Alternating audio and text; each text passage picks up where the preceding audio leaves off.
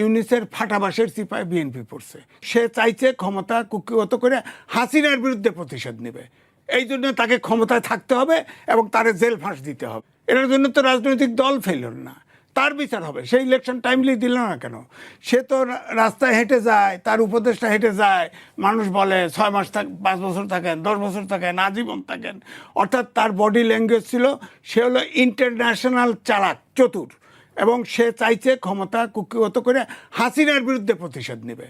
এই জন্য তাকে ক্ষমতায় থাকতে হবে এবং তারে জেল ফাঁস দিতে হবে। এই কারণে সব চতুরতা করছে এবং রাজনৈতিক দলগুলোকে জিম্মি করছে এবং সেই ইলেকশন টাইমলি দেয় নাই, বিচার তার হবে।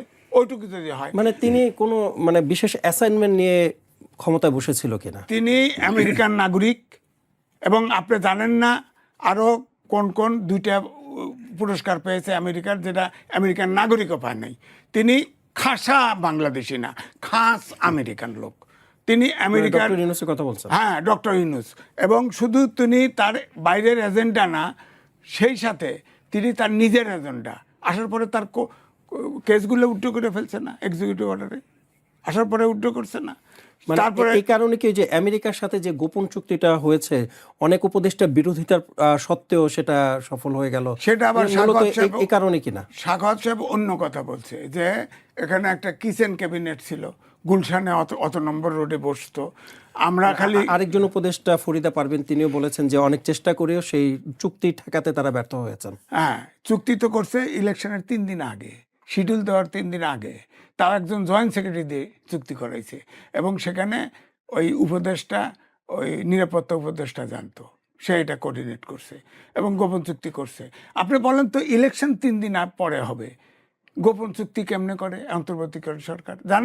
সে জানে যে ইলেকশনটা হবে না, ইলেকশন হবে, নতুন সরকার আসতেছে, তার মানে বুঝতে পারবেন না।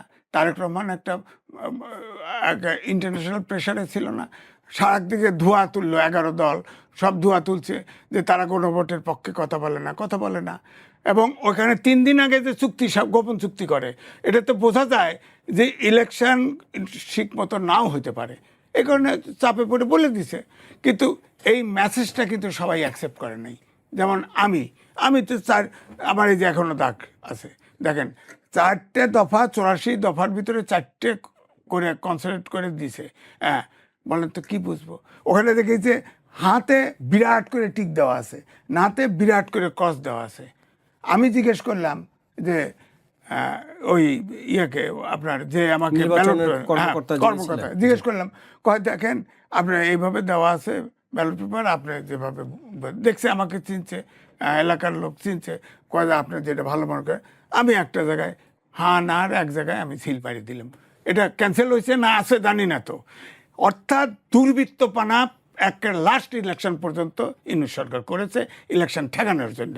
সুতরাং ইলেকশন, আমি মনে করি বিএনপি ইলেকশন প্রথম থেকেই, আমি কিন্তু বলেছি, অনেকে বলে যে আমি বলেছি ইউনিসের ফাটাবাসের চিপায় বিএনপি পড়ছে, কারণ বিএনপি কোনো মতো খালি ইলেকশনে নিতে চায়, বড় দল ইলেকশনে গেলে জিতবে।